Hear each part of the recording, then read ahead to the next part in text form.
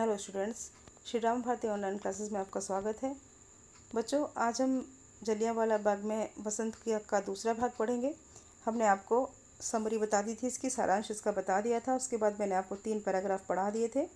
अब हम पढ़ेंगे चौथा पैराग्राफ। यहाँ से स्टार्ट करेंगे हम। ये देखिए, यहाँ से हमने पिछले पैराग्राफ में ये सब पढ़ा था ना कि भंवरे गुंजार करें तो कष्ट की ही कथा सुनाए।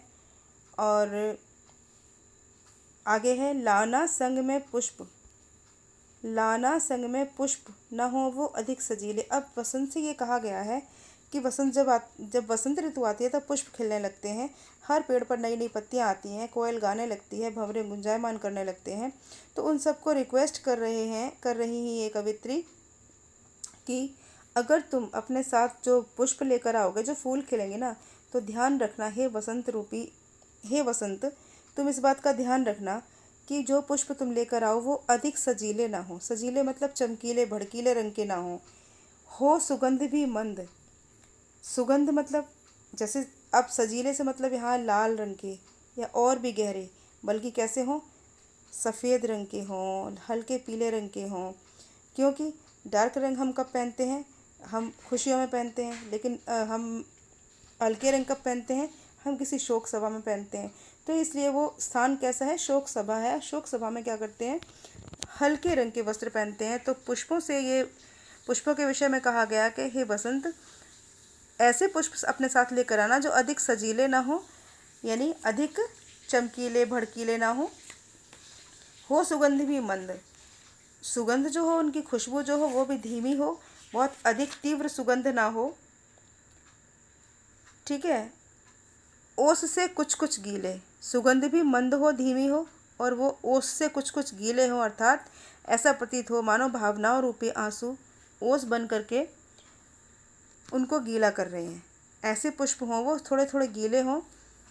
किंतु न तुम उपहार भाव आकर दर्शाना। जब तुम पुष्प लेकर आओगे तो उपहार भाव से मत लाना। उन्हें तुम उपहार भाव से मत लाना। जब कोई किसी को उपहार देता है मतलब कि तो हम किसी को भेंट दे रहे हैं, बल्कि स्मृति की पूजा हेतु यहाँ थोड़े बिखराना। बल्कि क्या करना? स्मृति की पूजा मतलब यादों की पूजा। जो दुख भरी यादें हैं इस बाग में, उन यादों के पूजा के लिए यहाँ थोड़े से फूल बिखेर देना, थोड़े से फूल गिरा देना। ठीक है। फिर इसके बाद है कोमल बालक मरे यहाँ गोली खा खा कर। यहाँ पर कोमल मतलब बहुत ही सुकोमल बच्चे, छोटे छोटे बच्चे भी यहाँ गोली खाकर मरे हैं। कलियाँ उनके लिए गिराना थोड़ी लाकर। जो छोटे छोटे बच्चे यहाँ पर शहीद हुए हैं, उन बच्चों के लिए छोटी छोटी कलियाँ लेकर आना। उनके लिए क्या लाना? कलियाँ लेकर आना। ठीक है। आशाओं से भरे हृदय भी छिन्न हुए हैं, और जो आशा से, उम्मीदों से भरे हृदय जो थे ना, वो भी छिन्न हो चुके हैं। छिन्न का मतलब है टूट चुके हैं, बिल्कुल बिखर चुके हैं। अपने प्रिय परिवार देश से भिन्न हुए हैं, और जो देश का परिवार, जो देश के इतना बड़ा परिवार थे, वो अपने परिवार से, पूरे भारत देश के परिवार से जो व्यक्ति भिन्न हुए हैं। कुछ कलियां अधखिली यहाँ इसलिए चढ़ाना। तो जो अधखिली कलियां हैं वो किस लिए चढ़ाना? कि अपने प्रिय परिवार से वो अलग हुए हैं, आशाओं के हृदय भी छिन्न हुए हैं, इसलिए क्या करना आप? हे वसंत, तुम कुछ अधखिली कलियां यहाँ पर चढ़ा देना। करके उनकी याद अश्रु की ओस बहाना, और तुम आंसुओं रूपी ओस को बहाना। क्योंकि उन किसी की याद जब हम करते हैं तो हमारे अश्रु निकलते हैं ना। तो आप जब उस परिवार के व्यक्तियों को याद करोगे, जो भारत देश का परिवार थे, जो व्यक्ति हमारे बीच नहीं हैं, उन सेनानियों को याद करोगे तो उनकी याद करते हुए आपको अश्रु निकलेंगे। तो अश्रु ओस के रूप में अश्रु बहाना। हे वसंत, अश्रु बहाना आप उनके लिए। तड़प तड़प कर वृद्ध मरे हैं गोली खाकर। जो हमारे यहाँ के वृद्ध जो थे, वृद्ध बूढ़े बच्चे स्त्रियां पुरुष सभी तो थे वहाँ पर। तो जो वृद्ध हैं, वृद्ध मरे जो गोली खाकर। शुष्क पुष्प कुछ वहाँ गिरा देना तुम जाकर।